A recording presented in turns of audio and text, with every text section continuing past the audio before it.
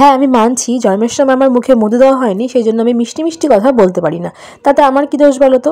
হ্যাঁ, দেওয়া উচিত ছিল, সেটা আমিও মানি, কিন্তু এখন কি আর করা যাবে। কিন্তু বিশ্বাস করো, মুখে মিষ্টি কথা না বলতে পারলেও আমার হাতে রান্না খেয়ে কিন্তু তুমি আমার জাস্ট প্রেমে পড়ে যাবে।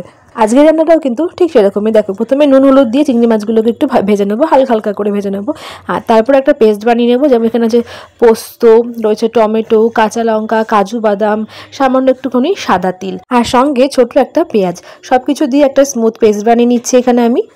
আর তোমরা চাইলে না এর মধ্যে সামান্য একটু টক দই ব্যবহার করতে পারো, কিন্তু এই লাস্টের রান্নাটার মধ্যে না আমি একটু দুধ ব্যবহার করব, তো সেই জন্য আমি আর এখানে দইটা ব্যবহার করছি না। দেখো, এখানে আমার মাছটাও ভাজা হয়ে গেছে। এবার মাছটাকে তুলে নিয়ে এর মধ্যে আমি দিয়ে দেবো কিন্তু ওই স্মুথ পেস্টটা, মানে ওই টমেটো, পোস্ত, কাঁচা লঙ্কার যে পেস্টটা, সেই পেস্টটা।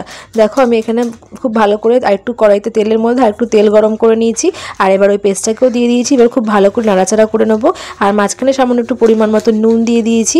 আর এবার দেখো, ভেজে নেওয়া মাছগুলোকে উপর থেকে দিয়ে দিলাম, আর এবার খুব ভালো করে একটু কষিয়ে নেবো। যখন মশলাটা দিয়ে তেল ছেড়ে যাবে, আর তখন কিন্তু আমি এর মধ্যে দিয়ে দেবো 1 কাপ মতো দুধ। তোমরা চাইলে একটু গুঁড়ো দুধ জলে গুলে ব্যবহার করতে পারো, আমি এখানে এমনি নর্মাল যে দুধ, গরুর দুধ, সেই দুধ ব্যবহার করেছি। আর দিয়ে খুব ভালো করে একটু ফুটিয়ে নেবো, আর ফুটে গেলে ওপর থেকে একটু ঘি দিয়ে নামিয়ে দিলে কিন্তু রেডি আমাদের এই ইউনিক স্টাইলের দুধ চিংড়ির রেসিপিটা। তাহলে কেমন লাগলো রেসিপিটা অবশ্যই কমেন্ট করে জানিও। এবার কিন্তু এটা যে কোনো রাইসের সাথে খাওয়ার জন্য একদম পারফেক্ট। তো চলো, এখনকার মতো এখানেই, দেখা হবে নেক্সট ভিডিওতে। টাটা।